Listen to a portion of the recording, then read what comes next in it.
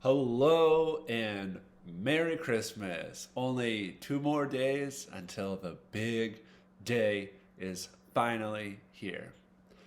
We've been talking about it at our gatherings, but I know a lot of you, when it gets to Christmas time, it's like time to wrap gifts, time to write cards, time to listen to all those Christmas jams, right? Mariah Carey.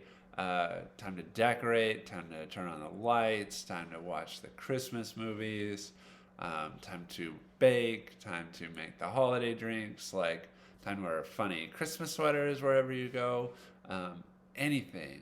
And this year in particular for me, it's like anything I can possibly do to get more Christmas spirit in my life, right? I need all Christmas mugs. If you've had a keen eye, I've had a different Christmas mug almost every week in December. Um, but yeah, like I need Christmas. And I think um, that feeling of like I need Christmas is what I want to talk about with you all today.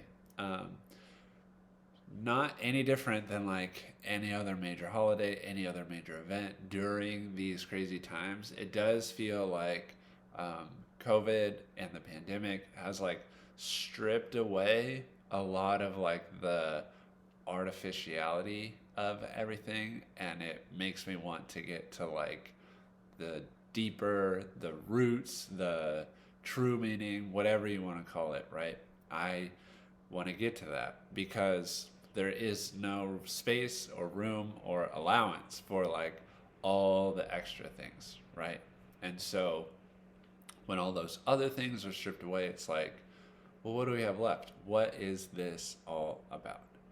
Uh, and as I was like reflecting and thinking about what to talk about, what came to mind was honestly, I was thinking about how around this time last year, a little bit before, but right around this time, I started hearing news stories, just a few rumblings about how there was this new virus, right? That people were kind of worried about. They didn't know what was going on.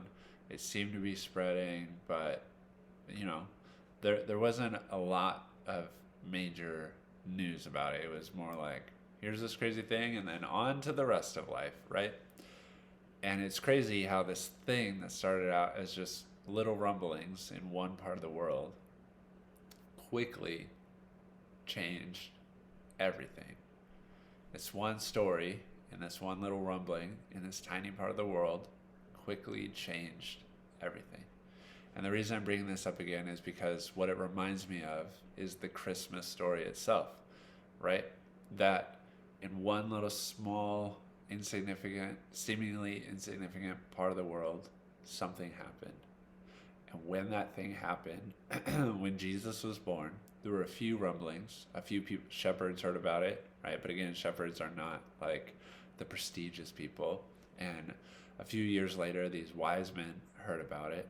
But it starts very small, but ultimately changes the entire course of history and the entire world through Jesus' life. This thing that started tiny changed the entire world and changed the course of history, right? And now, obviously, COVID, we would say, has changed it in a negative way, but Christmas changed it for the positive, right? Changed the course of history in the sense that obviously, the church has had significant role in altering the course of history, but even without the church, changing the course of history in that God's message of love, grace, and forgiveness is now spread to everyone.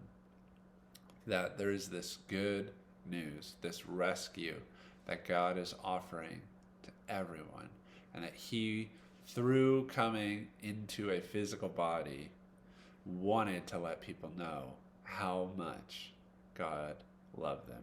To like, he had kind of had bad PR for a while about how mad he was at everyone, how he wanted to destroy everyone, and God is like, I got to get the message straight. I got to set it right. And in reality, it's how much God loves everyone. And so this tiny Christmas story alters everything. And I think the same is true in our own personal lives, right? That there probably have been these like brief moments where that love, that knowledge of that love has entered your heart in small ways, meaningful but small, right? Maybe it's at a camp or a particularly meaningful youth group or being around people that you love or seeing something beautiful. Whatever it is, this love, this deep knowing that you are loved, that you are okay, has entered your heart.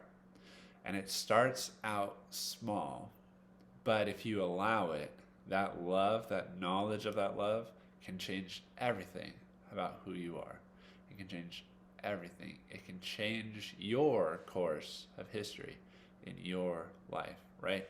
I wouldn't be here right now talking with you. I wouldn't honestly know any of you if God's love hadn't altered the course of my life. Um, and when I reflect on that, that's kind of astounding. That's kind of amazing. Um, and so, Christmas, we always talk about, it can get very busy. But what I want you to do is find some time to reflect. When have been those moments where you knew deep down that you were loved? Everything about you, the pieces that you hate, the pieces that you like, all of it, that you are deeply loved. When have been those times, and what do you think allowed you to get a sense of that? And then, how can you allow that to grow? How can you allow that to grow? And I know Christmas time gets busy and it's only a couple days away. You can do this on the 26th, on the 27th, because that's kind of the whole point, right? Is that Christmas isn't over on the 26th. Christmas can be a beginning, not a finish line. We can start, right? Like we would want this Christmas joy, this love, this warm feeling to continue on, not to end. So may we allow that. May we spend time reflecting, how can we allow that deep knowing of love to grow in our lives? I hope you are well.